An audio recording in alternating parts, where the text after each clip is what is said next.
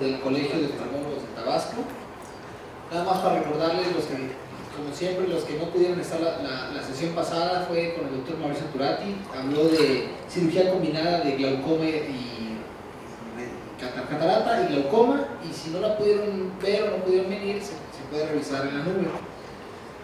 Hoy tenemos un invitado muy especial, ahorita le voy a ceder la palabra a la doctora para presentarlo, ¿sí? Pero antes que nada quiero darle un par de avisos varios.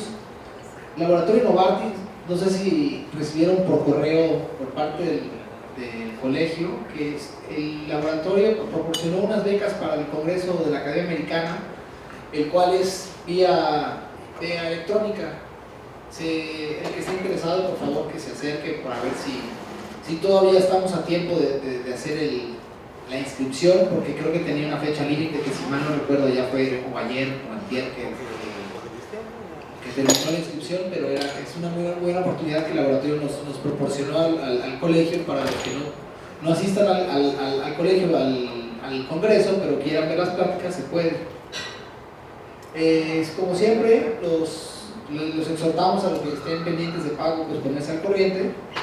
Y la próxima sesión va a ser el próximo 30 de noviembre, que cae día jueves, ¿sí?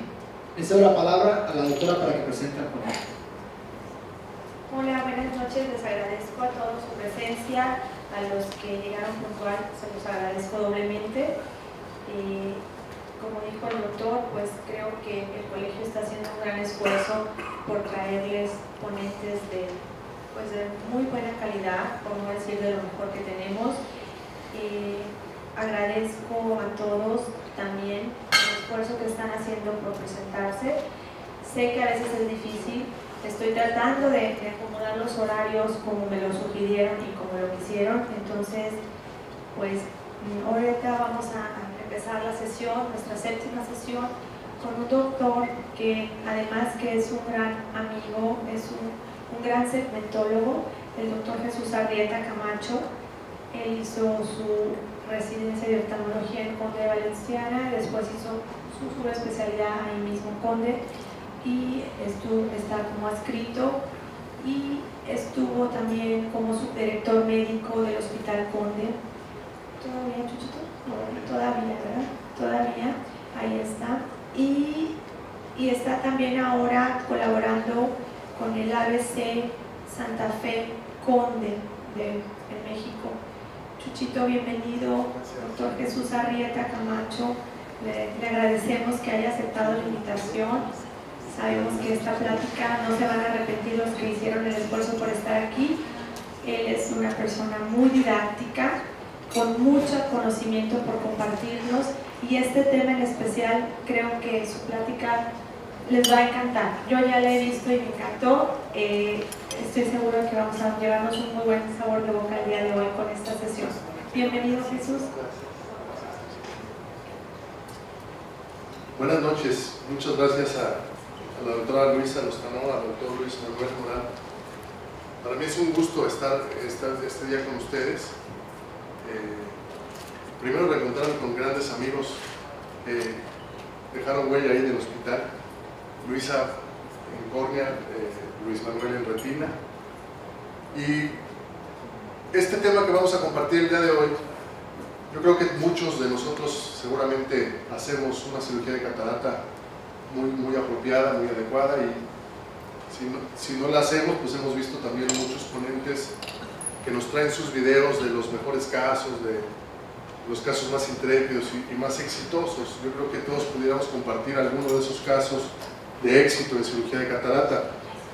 Sin embargo, yo me di la tarea desde hace algunos años de recopilar la experiencia que tenemos en un hospital escuela. Tenemos la gran ventaja de estar en una institución formadora de residentes y que nos permite tener una convivencia estrecha con las complicaciones en los procedimientos quirúrgicos.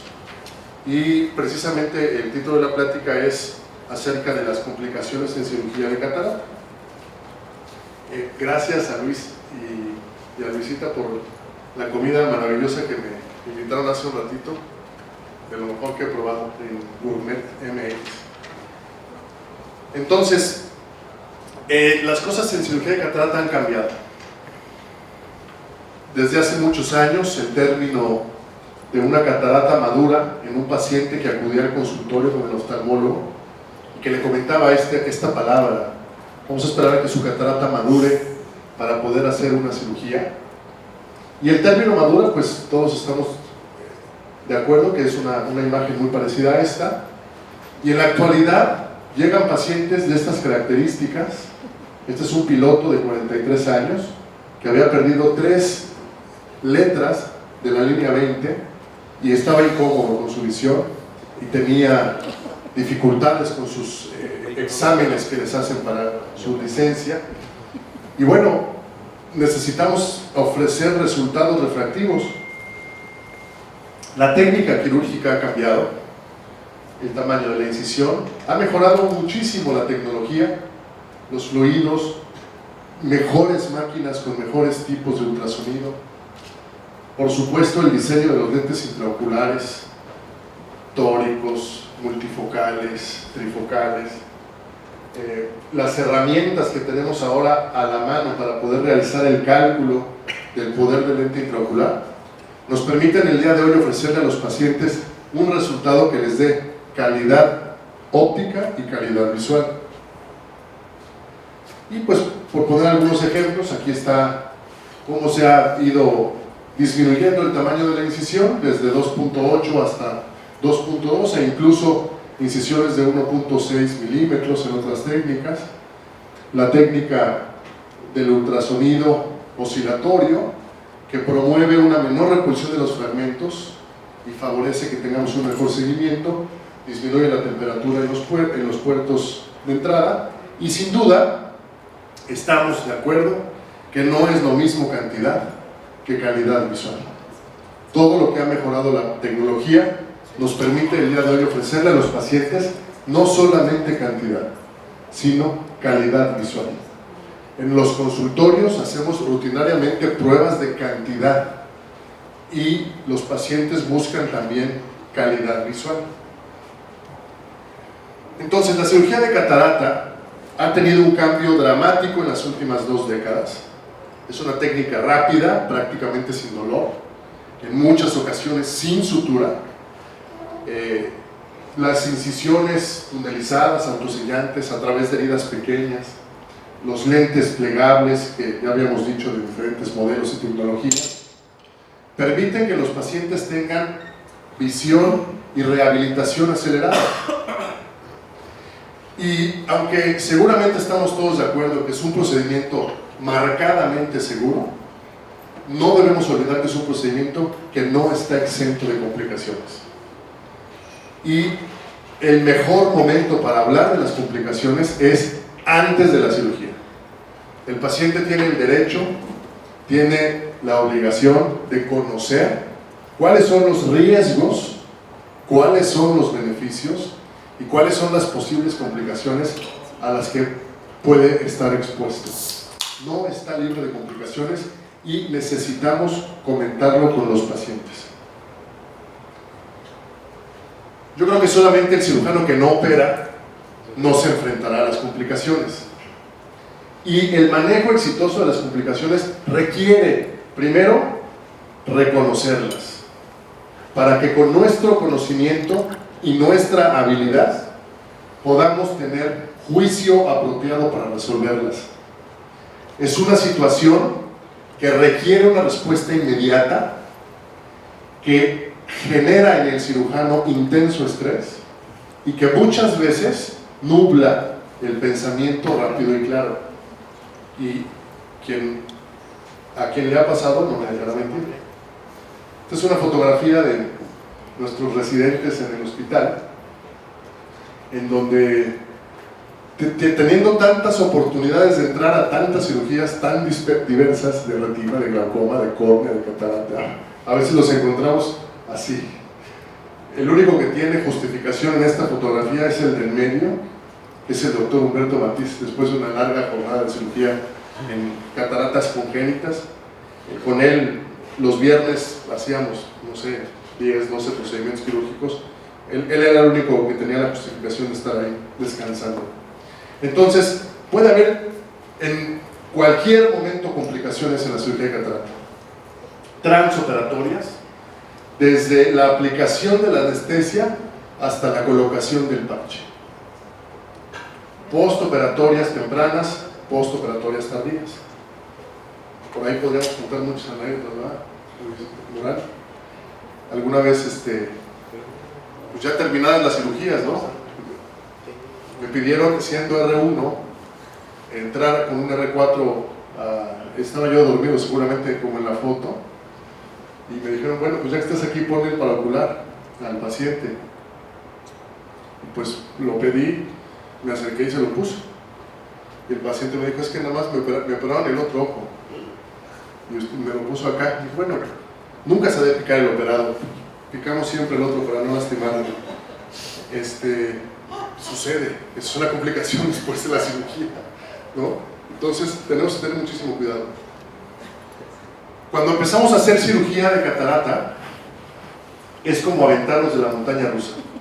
Y en donde tienes la adrenalina intensa desde que te estás formando en el juego, empieza a avanzar y de repente se detiene en el momento que tú ves un precipicio hacia abajo esperando que te suelte y el corazón va a 1000 por hora. Y nos tenemos que aventar y tenemos que empezar siempre por la primera, ¿no? Y decimos, bueno, échate, hombre, no pasa nada. Es algo bien seguro, lo hacemos rapidísimo. Me voy a tardar 10 minutos, hago muchas al día. Es la cirugía más frecuente que se hace en el mundo, la cirugía de catarata. No le va a pasar nada, va a quedar viendo perfecto. Igual que cuando te dicen que no te pasa nada si te avientas del juego. Y pues puedes quedar de repente en un incidente. No está exento, ninguna acción de las que emprendamos en nuestra vida está libre de riesgos. Y entonces, primero lo primero, recordar pues una comodidad apropiada del cirujano en el momento de la cirugía, con su cuello en posición neutral, acomodando muy bien los dispositivos que tiene para utilizarlos en la cirugía, que tenga una angulación, el brazo y la óptica del microscopio más o menos de 15 grados de manera oblicua, y tratar de hacer siempre una rutina igual en todas las cirugías para que nunca se nos olvide nada. No cambiar, hoy no le voy a parchar, hoy no lo voy a picar, hoy le hago tópica, mañana le hago sedación, hoy que lo pase la enfermera, mañana lo paso yo. Cuando hacemos esas rutinas en donde no tenemos control sobre ninguna de ellas, somos más susceptibles a tener errores. Yo creo que lo mejor para prevenir las complicaciones es identificarlas desde antes, y muchas veces las podemos encontrar en la consulta prequirúrgica con un paciente parlanchín, nervioso, preguntón, que tenga comorbilidades, un paciente con EPOC, con enfermedad de Parkinson, un niño, un joven. ¿Y quién no ha operado que cuando se sienta el microscopio y se asoma, dice, este ojo está medio feo, me va a costar trabajo, porque está hundido, porque tiene atrofia grasa, porque tiene una hendidura pequeña? Y muchas veces, si no lo decimos, lo pensamos como que este ojo como que está medio feito. Entonces habrá que prevenirlas siempre, tendiendo al paciente informado, cómodo, elegir la técnica anestésica adecuada. Bueno, sí lo debería anestesiar, pero le echamos tópica. Si usted se aguanta, yo me aviento. Aguas. Evitar comorbilidades siempre, o identificarlas. A veces entramos al quirófano y no conocemos al paciente. Y pues si vamos a utilizar el bloqueo retrobulbar, pues hacerlo de manera también apropiada, conociendo la técnica. Estos son los ojos que yo me refería. Son ojos con hendiduras muy pequeñas, con atrofia de la grasa, pacientes que tienen cámara estrecha, que tienen sinequias en la pupila, que tienen alteraciones en el contorno pupilar. Si no las identificamos desde antes, no sabemos qué vamos a necesitar durante la cirugía para resolverlo. Cualquier herramienta que tengamos nosotros a la mano, que tengamos el conocimiento de utilizarla para dilatar la pupila, pues bueno, si sabemos que las vamos a utilizar, hay que llevarlas. Y lo que les pedimos siempre a los residentes en el hospital es hacer esta rutina siempre. Pasa a tu paciente, platica con él, tranquilízalo, ponle anestesia suficiente, verifica que esté bien dilatado, acomoda el microscopio, que el paciente esté cómodo, que no se esté moviendo, que no le moleste nada en el cuello. Haz siempre la misma técnica del bloqueo retrovulvar. Haz asepsia en los dos ojos, aunque se vayas a operar nada más el derecho. Nunca está de más poner una gota más de isodine. Utilizar yodopovidona al 5% del fondo de saco conjuntival. Recordar que esta técnica es la que está demostrada en la literatura que puede tener una prevención de las infecciones. E identificar todo lo que pueda jugar en nuestra contra. Alta presión orbitaria o intraocular. Muchas veces decimos, bueno, sí es una retro, pero es una retro chiquita. Entonces voy a seguir porque le hice una retro, pero es una retro chiquita. O cuando yo le hablaba a Morán y le decía que se sacaba un pedazo de núcleo, que se me había ido un pedacito, y él me decía que era casi todo el núcleo. Muchas veces a veces es preferible detener la cirugía, explicarle al paciente, tuvimos un inconveniente de este tipo, y evitaríamos prolapso de iris, ruptura de cápsula posterior, pérdida de vítreo. Hay que conocer perfectamente la técnica del bloqueo retrovulvar, hacer mucho hincapié en los pacientes en que suspendan los anticoagulantes, monitorización oportuna de los signos vitales. A veces no volteamos a ver la presión arterial en el monitor. Entonces, utilizar todas las técnicas que tengamos a la mano. Fíjense cómo aquí ya hay muchas cosas antes de empezar la FACO que podrían darnos problemas si no nos detenemos o modificamos nuestras acciones. Y vamos a empezar desde la incisión. Recordar que más que un puerto de acceso a la cámara anterior, es una estructura que va a permitir integridad ocular y estabilidad corneal.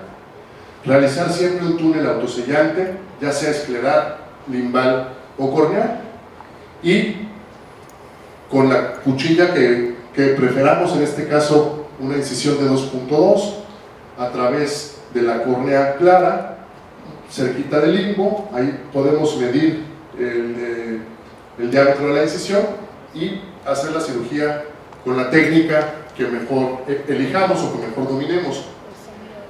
Recordar que en algunas ocasiones necesitaríamos entonces utilizar un puerto de acceso distinto al corneal. Pudiéramos hacer incisiones esclerales.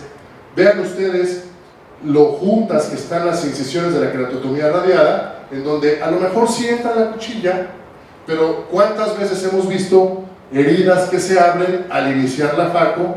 Y esto va en contra de la recuperación visual del paciente. Entonces, hacer una peritomía pequeña, controlar muy bien el sangrado y hacer un puerto un poquito más atrás de donde lo hacemos habitualmente, a través de la esclera. Es un tejido que ofrece mayor resistencia a la incisión, pero se tuneliza de la misma manera. Realizaríamos un túnel más largo y tendremos un puerto de acceso seguro en una cirugía que dominamos todos, y que probablemente aquí nos estamos anticipando a una complicación al abrirse las heridas de la queratotomía radiada. Entonces, no está en desuso, y yo creo que nunca será exagerado prevenir antes de actuar para resolver las complicaciones. Porque dicen, ay, bueno, la incisión cualquiera la hace. Bueno, aquí está el video de un puerto penetrante. Miren ustedes cómo al final sale humor acuoso, y vean aquí en cámara lenta cómo penetran en el primer paso de la incisión, y pues síguele, nomás penetraste tantito, no pasa nada. O ahí no se había dado cuenta todavía el residente. Vean cómo ya no tiene control, ya no tiene una cámara estable, empieza entonces a cerrarse un poquito el iris. Le pusieron viscoelástico, ¿qué hago? Ahí le pregunta al R2, al R3, ¿qué opinas? No, pues ponle un puntito y haz de otro puerto. Vean cómo empieza entonces a ver el estrés que habíamos platicado, empieza a haber un poquito de oscil en el portagujas, ¿no? Empieza a moverse el iris de su lugar, porque pues no es una herida tunelizada. todo el mundo opina, ya está el iris saliéndose de su lugar. Vean cómo es una catarata probablemente de una dureza intermedia, ¿no? En donde seguramente el paciente vería 20-50, 20-70, y probablemente le habían dicho, la FACO es de rutina, las hacemos todos los días. Y miren, en el punto de sutura ya hubo prolapso de iris, ya hay un sangrado importante, ya seguramente empezamos a tener problemas, y vean como ya nadie sabe qué hacer. Todavía no empieza la FACO, apenas estamos en la incisión. Vean el ojo ahí que nos muestra ahí una batalla un poquito intensa en el primer paso. Ahí tuvieron que ponerle 3 puntos, hazle otro puerto, pues bueno, y el astigmatismo. Y si a esa paciente le habíamos dicho que iba a quedar viendo 20-20,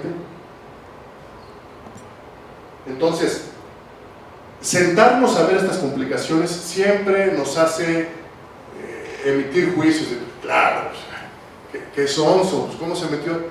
Muchas veces nos han pasado, y creo que tenemos que tener una actitud crítica. Una sugerencia, si es que tienen acceso a poder grabar sus cirugías, yo siempre lo hago así, y me he llevado muchas sorpresas al ver mis videos. La perforación del túnel, pues el túnel, al estar incompleto, compromete la estabilidad de la cámara anterior. Habrá que tratar lo más gentilmente el borde. Vimos cómo la sutura en el puerto fue poco gentil. Cuando se pueda, mejor suturar e iniciar un nuevo túnel, evitar así el prolapso del iris. Muchas veces los tratos que no son gentiles del túnel escleral pues nos permitirán encontrar después de la cirugía complicaciones como esta, que es un desprendimiento de DSM, en donde seguramente al entrar y salir con los instrumentos estamos rozando con mucha fuerza el techo del túnel, y esto también representa una complicación. Las heridas no biseladas generan irregularidades en la pupila después, continuamente se va a estar cerrando la pupila, aumenta la inflamación, y habrá siempre que hacer medidas gentiles. Cuando salga el iris, tratar de regresarlo con viscoelástico. Cuando vemos el título de la diapositiva, prolapso de iris, pues a lo mejor todos pensamos, pues le pongo un poquito de visco y se regresa a su lugar, o con la espátula lo regreso. Bueno, aquí está un ejemplo. Este es un paciente que tiene microoftalmos anterior relativo, que tiene una longitud axial de 21, y que miren cómo se hace el puerto en una herida bien tunelizada, se le puso viscoelástico en una cantidad normal, y miren cómo está la córnea totalmente blanca y el iris totalmente colapsado, estaba el ojo totalmente a tensión. Entonces, aquí, pues mételo, a ver, inténtenlo.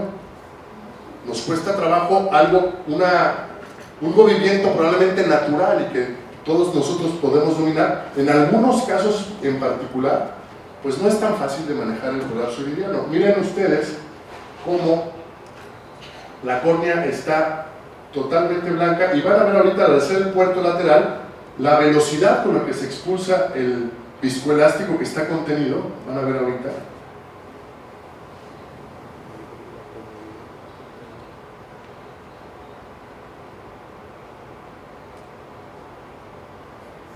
Sale una gran cantidad de viscoelástico, y miren, después de esa descompresión rápida, pues hay una desinserción de la raíz del iris aquí. Aquí tenemos un ejemplo en donde el prolapso de iris a veces no es tan fácil de controlar. Y nuevamente, no hemos empezado con lo bueno, ¿no? Ahí intentan con la espátula, intentan a través del puerto lateral, intentan muchas maniobras, y el iris como que nada más no nos hace caso. Me voy a adelantar un poco, ya van casi 3 minutos, seguimos batallando con el iris. Les digo el nombre del cirujano, Humberto Matiz. Si no lo conocen, en el hospital es el que más experiencia tiene en niños. O sea, es un cirujano de verdad de una categoría impecable, y miren cómo está batallando. O sea, a veces no es fácil resolver cosas que parecen triviales, ¿no?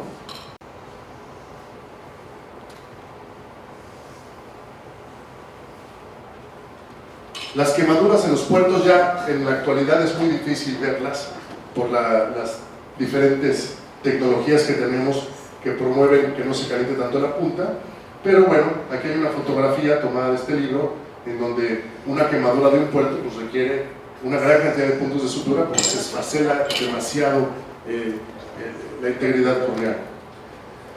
Yo creo que el paso crítico en la cirugía de catarata es la capsulorhexis. Capsulorhexis anterior o capsulorhexis posterior. Yo creo que en la curva de aprendizaje de la acuemulsificación este es el paso crítico que hay que vencer.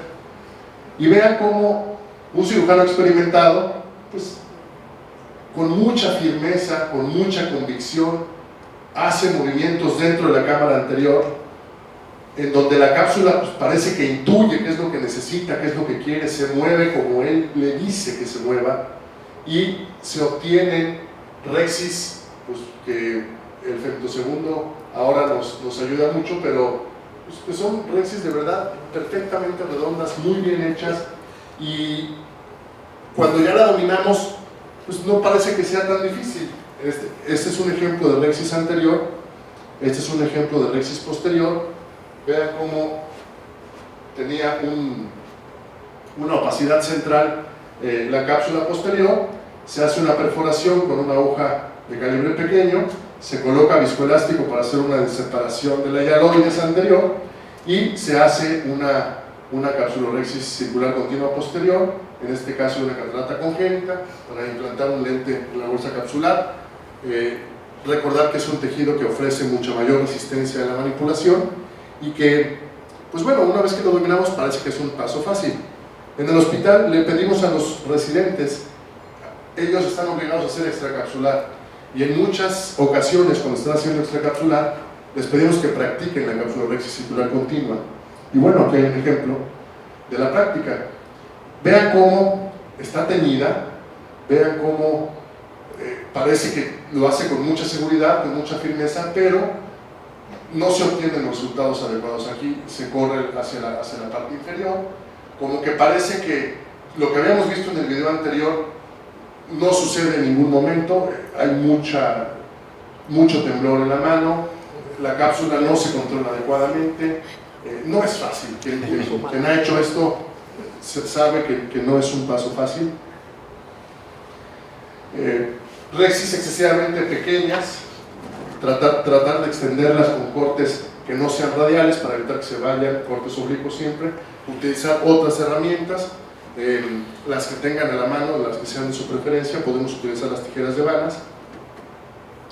La hidrodisección, cuando es inadecuada, el núcleo no rota, predispone a la diálisis fondular.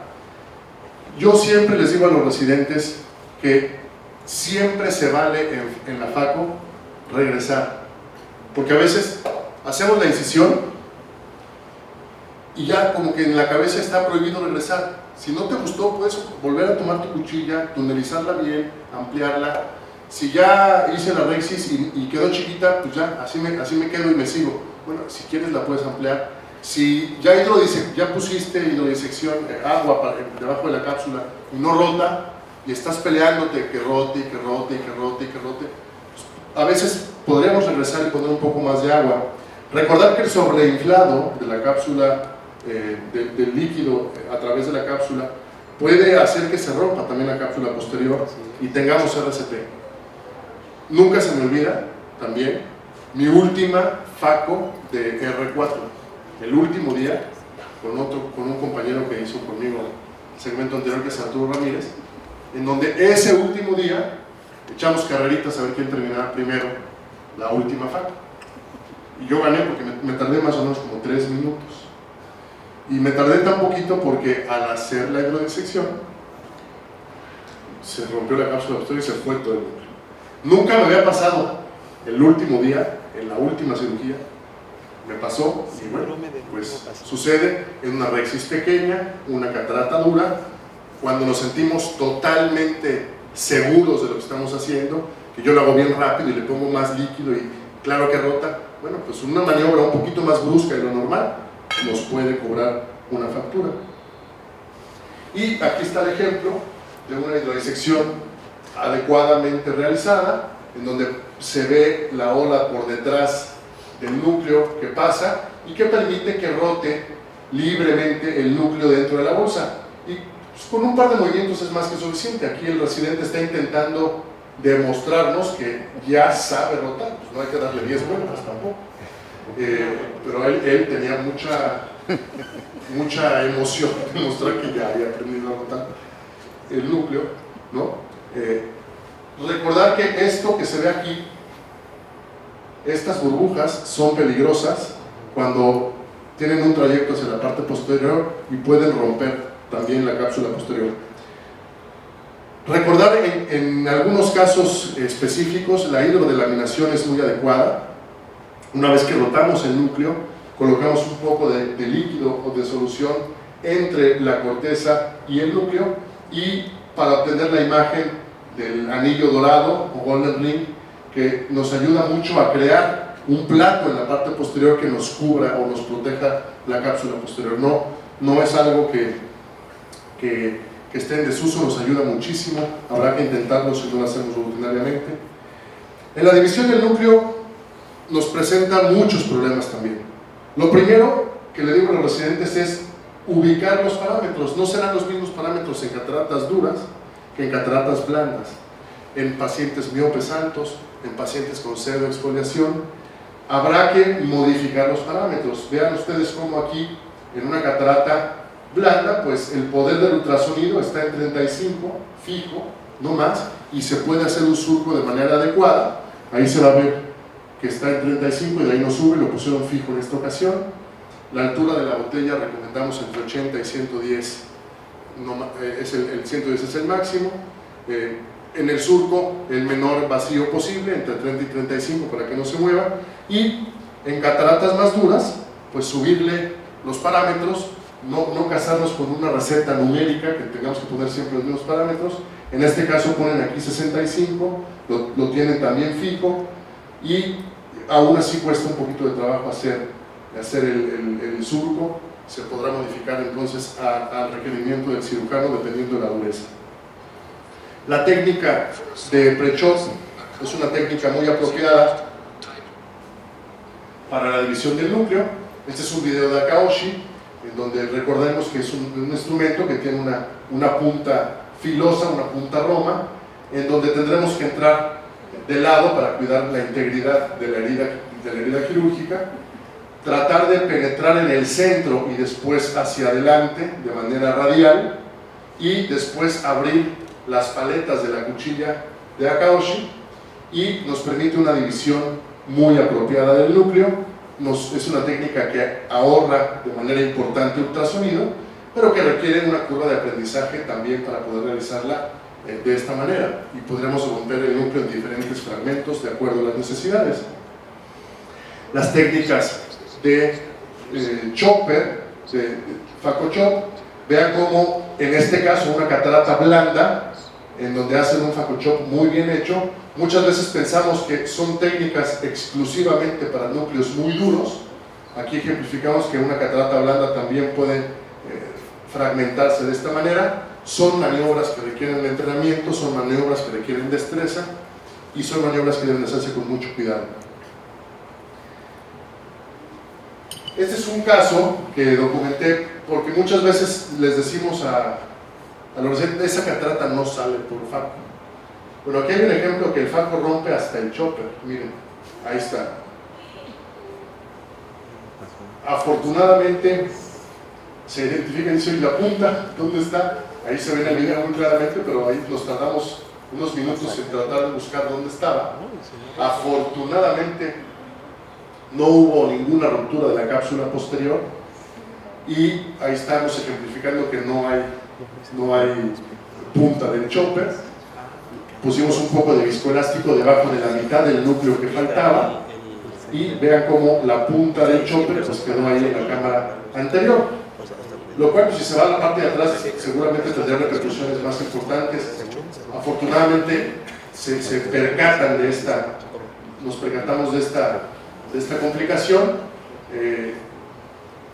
Con un poquito de viscoelástico vean cómo ahí la maniobra es un poquito brusca de salirse de la cámara anterior. Probablemente hubiera sido más indicado poner viscoelástico antes de salir para mantener las estructuras en su lugar sin que se muevan, porque esos movimientos pudieran promover que hubiera una ruptura, pues con la punta filosa que quedó del fragmento metálico en la cámara anterior. Afortunadamente se puede recuperar de aquí de la parte inferior con una pinza neutrata y se pudo continuar la cirugía de catarata afortunadamente sin más complicaciones. Esto, les digo, lo podemos presentar porque siempre se graba. Vamos a tratar, si pueden, de grabar sus cirugías. Hay que hacerlo. Yo creo que podemos hacer un acervo de videos muy importante. No hay FACO que no nos dé alguna sorpresa, que no nos dé algún aprendizaje si cuando la volvemos a ver. Entonces aquí pues ya vieron que pasaron un par de minutos, están ahí tratando de rescatar la punta del chopper, que afortunadamente se logra sacar sin ninguna eventualidad, ¿no?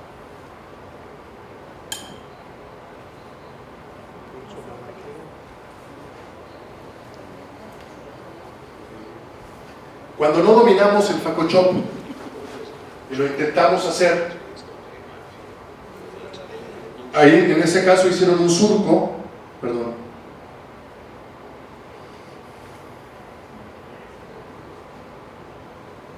hacen un surco, no divides una catarata blanda, intentan hacer un FACO-CHOP en un surco previamente realizado, con maniobras poco gentiles y más ultrasonido y más. Me dijeron que sí podía regresarme, pues hago más surco, y pues obviamente maniobras bruscas tienen resultados como este, o aquí, en donde la catarata está diciendo, me voy a ir, me voy a ir, me voy a ir, y se fue. Parece muy evidente ahorita, era una pupila pequeña, no estaba dilatado, una catarata muy dura. Probablemente hubiera sido apropiado utilizar algunas herramientas para hacer una midriasis mecánica. El colapso de la cámara anterior, riesgo de daño al iris, de la cápsula posterior o al endotelio corneal. Falta de pericia con el pedal, el famoso surge, en donde estamos bruscamente cambiando el flujo de vacío, flujo de salida excesivo, compresión externa del globo ocular, parámetros inadecuados. Y generalmente sucede en el último fragmento. Y aquí a los residentes les digo que es cuando estamos diciendo, ya acabé, pásame al que sigue. ¿Cuántos faltan? No, esta ya la acabé, todo salió perfecto, 20. ¿Cuál es el que...? Y pierdes un poquito de concentración y se rompe por el surge. Y la FACO es tan ingrata que vean cómo queda perfectamente a la medida para que se vaya por el fragmento. Entonces, la FACO esto tiene parada. Todo lo cobra la FACO. Todo lo cobra la FACO. Complicaciones como esta,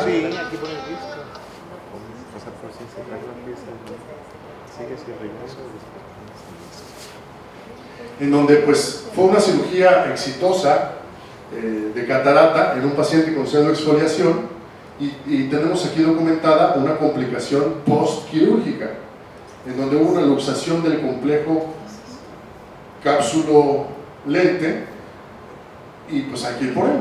Este paciente con pseudoexfoliación se le había explicado los riesgos de la cápsula, que se le rompiera, que no se pudiera poner lente, y bueno, pues aquí se puso lente, se terminó todo y se luxó tiempo después. Puede suceder, no es lo más frecuente, estamos expuestos, hay que explicarlo a los pacientes. En este caso se luxa el complejo capsular con el lente intraocular a la cámara anterior, se hace un plegamiento ahí en la cámara anterior. Otra forma de hacerlo hubiera sido con una tijera para el lente, cortarlo en forma de Pac-Man y sacarlo probablemente con menos daño endotelial, pero en este caso no había disponible y bueno, se tiene que utilizar la técnica que mejor nos puede ayudar a resolver el problema. Y finalmente,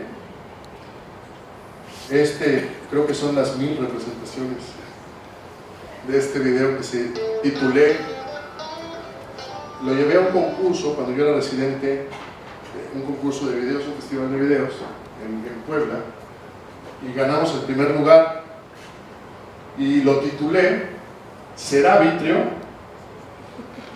porque cuando se rompe la cápsula posterior, el cirujano siempre voltea a ver al ayudante y le dice, ¿será vitrio?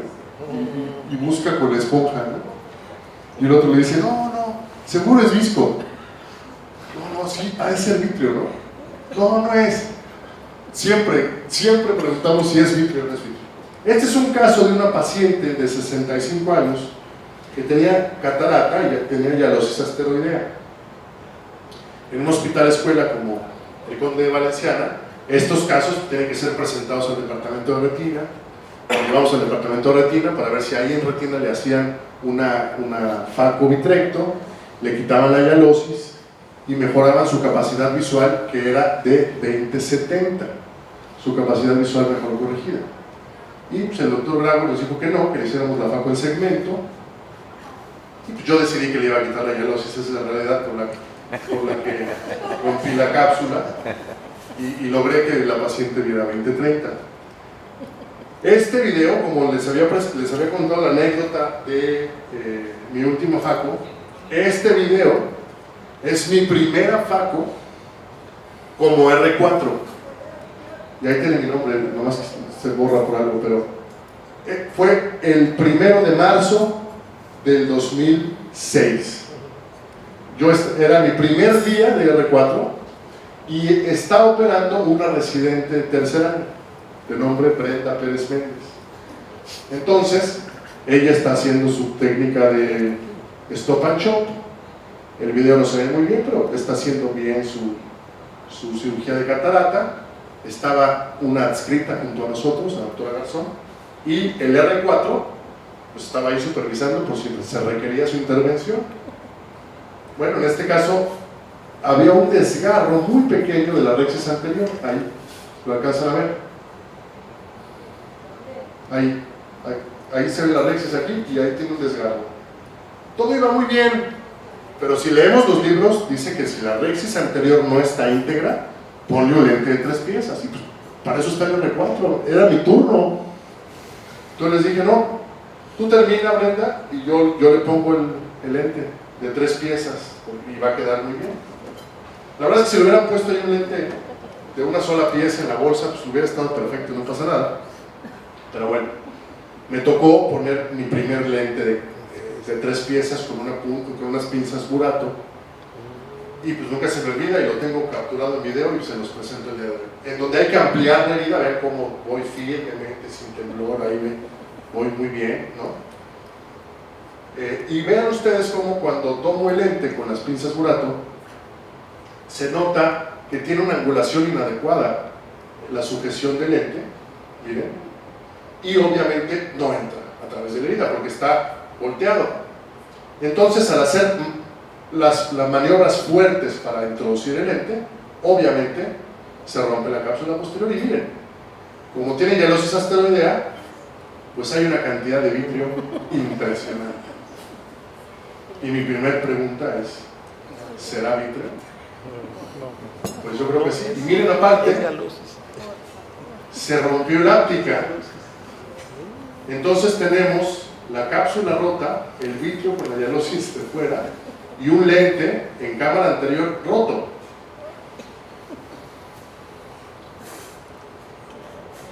Obviamente no soy yo, era la doctora Garzón, que ya bueno, este lado, y ya. Este video nos permite ejemplificar claramente cómo debemos tratar el vitrio en la cámara anterior. Recordar que no es el objetivo hacer una vitrectomía total desde la cámara anterior, acabarnos el vitrio y limpiarlo todo. Simplemente hacer un barrido central y con una espátula, con un instrumento a través del puerto lateral, regresar todas esas bandas que protruyen hacia el exterior para que sean repuestas con viscoelásticos en la cavidad vítrea y no tratar de acabarnos el vitrio. No vamos a acabar nunca. No hay que regresar todo a su lugar, tratar de quitar las bandas. Aquí, después de varias maniobras, vean cómo poco a poco va habiendo menos cantidad de vitrio. Recordar los parámetros de vitrectomía anterior con corte máximo, vacío moderado entre 100 y 150, la botella baja, y pues bueno, se sacó el lente intraocular que estaba roto y se colocó finalmente en el sulcus elegantemente al surco, un lente de 3 piezas, y afortunadamente para la paciente se pudo obtener un resultado visual final apropiado, con una visión de 20-30 a las 3 semanas de operar. Entonces, bueno, en este caso podemos ejemplificar un caso en donde la complicación permitió resolver un problema adicional de la paciente, pero bueno, no siempre sucede así, y por supuesto que nunca es deseable tener el líquido en esas cantidades. Se le ponen 2 puntos de sutura y su agudeza visual final de 20. Creo que con esto terminamos. Y estoy abierto a sus comentarios, a sus preguntas. Muchas gracias.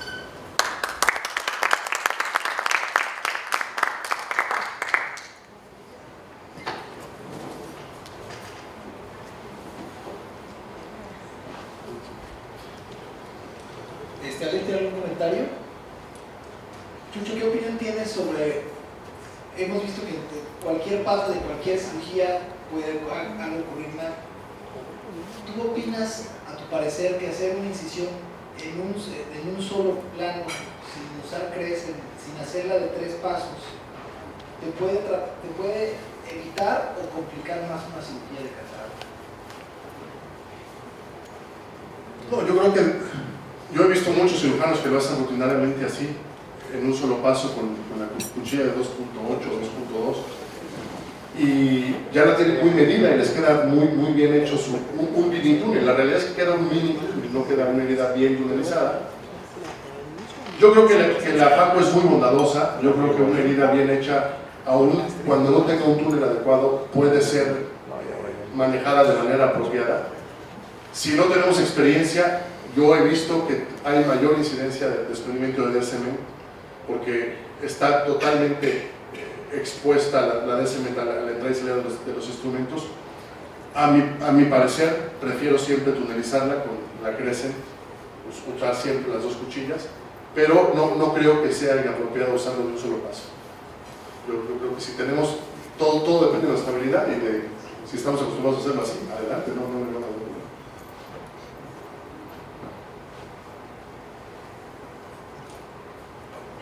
Chuchito, ¿cuál es el mínimo para ti de un conteo endotelial sugerido para una FACO? O sea, yo, Jesús Arrieta en mis manos, que protejo muy bien el endotelio, hago técnica de sangre viscoelástico o la técnica que tú prefieras para protegerlo mejor, me he atrevido a hacer una FACO con un conteo endotelial de cuánto como mínimo. El mínimo que he hecho son 700 células con no sé cuántos paquetes de Discovis, en una catarata blanda. Está demostrado también que el extracapsular puede promover maniobras bruscas que tengan también daño endotelial severo. Si dominamos la técnica extracapsular, adelante, podremos hacerla, pero he visto conteos endoteliales bajos con extracapsular, con córneas opacas después de la cirugía, y he visto FACOs en conteos muy bajos. Como en los resultados, yo creo que depende mucho del cirujano. Yo creo que yo no me atrevería a hacerla en menos de 500, ¿no? Las he hecho 700 bien, con mucho viscoelástico, mucha protección endotelial.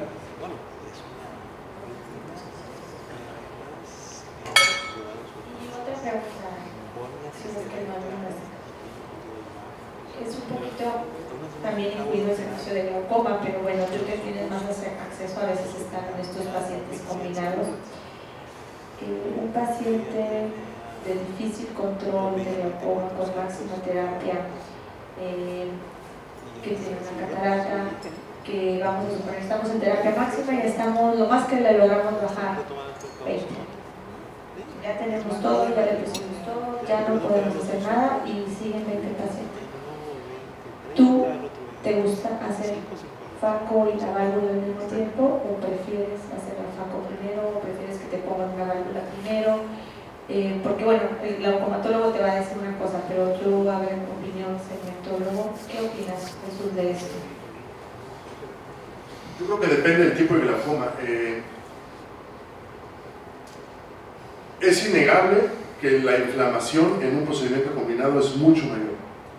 Son ojos delicados, son ojos que requerirán esteroides por tiempos prolongados y que el remanente que tiene el anillo neuroretiniano puede ser muy susceptible, muy lábil a la terapia antiinflamatoria. Depende el recurso, depende el hospital en donde estemos, depende la capacidad que tengamos de control del paciente, hacerlo venir, regresar, que tenga un control adecuado. A veces si lo dejamos ir lo perdemos. Yo creo que terapia máxima y catarata dura pudiera ser indicación de un procedimiento combinado con una válvula de AMED y ahora con los nuevos dispositivos, ya sea con el Travectón, ya sea con el CyPass, están teniendo ahorita la curva de aprendizaje, parece ser que tienen buenos resultados. He escuchado muchas pláticas de otros hospitales, el doctor Félix Gil, por ejemplo, en donde él pone no solamente uno, sino pone 2 dispositivos filtrantes en la cámara anterior. Yo creo que si tenemos un cirujano experto también de glaucoma que pueda promover menos inflamación, se podría combinar sin ningún problema. Y deseable también hacerlo de manera separada para disminuir la inflamación tan intensa de las dos cosas juntas. Yo creo que pueden ser 2 oportunidades buenas, ambas.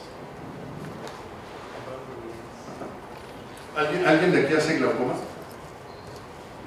¿Tu opinión no? No, lo que decías es muy importante, depende del daño que tiene un paciente. A lo mejor está con terapia máxima, pero es un daño moderado. A lo mejor podrías hacer la FACO y explicarle al paciente, ¿no? Porque también muchas veces estos glaucomas tienen el componente de la cámara estrecha, entonces la FACO les va a ayudar, así como les he comentado la catarata. Pero definitivamente si es un daño severo y no está seguro si nada más con la FACO la va a librar, pues de una vez hacer el tratamiento combinado. Esa sería la recomendación. Sí, pero tenemos un arma también, pues estar con el OCT podemos medir el arma. Lo vamos midiendo y más o menos vamos calculando. Si vemos un ángulo estrecho, pues con la pura FACO sale. Ahora, la FACO y TRAVE, yo empecé a hacer FACO y TRAVE en el mismo sitio. Ahorita cuando hago FACO y TRAVE lo hago del lado contrario. Hago la FACO a un lado y la TRAVE anterior. Y así lo voy controlando, porque realmente FACO TRAVE en la misma incisión nunca va a funcionar. Y sí le pongo yo mucha importancia a la situación de la para decidir poner o no poner una. Claro. Para decir, perdón, ¿Tú? ¿por qué? Para decir. ¿La válvula? ¿Dijo? ¿Lo Sí. último qué? Sí, o sea, hacer una combinada o hacer una FACO sencilla. Tenemos un ángulo muy estrecho, una catarata muy grande, muy ancho. Bueno, se queda la catarata, además por eso FACO se pone grande, se va agrandando.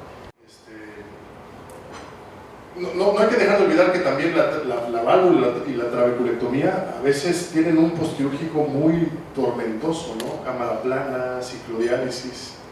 Por ahí yo hice mi tesis de oftalmología fue de incidencia de ciclodiálisis en pacientes operados de trabeculectomía por residentes y la incidencia era altísima, como 80%.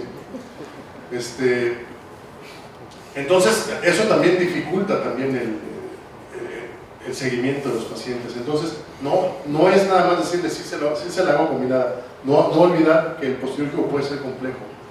Yo siempre utilizo una carga de mannitol en los pacientes que tienen glaucoma a media hora antes de la cirugía. Eso me ayuda mucho a ampliar la cámara, opero más cómodo. Y el doctor Zapaolesi mostró algunos videos. Él utiliza un lente de gonioscopía especial de alta de HD, no me acuerdo el nombre, no soy experto en glaucoma, pero un lente muy bonito, en donde realmente creo que tiene razón, creo que no hacemos mucha gonioscopía. Los oftalmólogos que no son de glaucoma y algunos de glaucoma parece ser que tampoco la hacen con tanta frecuencia. Y bueno, él mostraba algunos casos en donde se proponía cirugía de catarata con esta teoría de que al quitar el cristalino gordo ampliamos en la cámara anterior y en donde él identificaba claramente que tiene neovasos. Entonces, pues ahí aunque quites el cristalino, no se corrige el tema de la oclusión angular. Yo creo que la moraleja de esto es el estudio muy preciso del paciente, con la tecnología que tengamos a la mano. No necesariamente tiene que ser lente en gonioscopía de HD, pero tratar siempre de utilizar todo lo que tenemos en el consultorio y documentar bien los casos, ¿no? A veces hay pacientes que entran a cirugía de catarata ni con agudeza visual, ¿no? Ni con estudios. Entonces, yo creo que es importante también tener en cuenta eso. Y ya que comentabas lo del monitor, muchas veces los pacientes con glaucoma que se van a operar, yo no sé por qué a uno les diga no se ponen las gotas, ese día se hipertensan más. Entonces, a veces el prolapso del iris, porque la presión ocular está muy elevada, no sé si también hay una mala dirección del flujo y se hace un componente como que se viene todo el diafragma y está alineando hacia adelante, cuando va trayendo mucho. Entonces, solo parar tantito la faco, pasan un monitor, te esperas tantito y se facilita todo. Se olvida de eso. ¿Alguna otra pregunta? Si no, pues muchas gracias a todos por haber venido y gracias a la doctora Lozano por la amable invitación.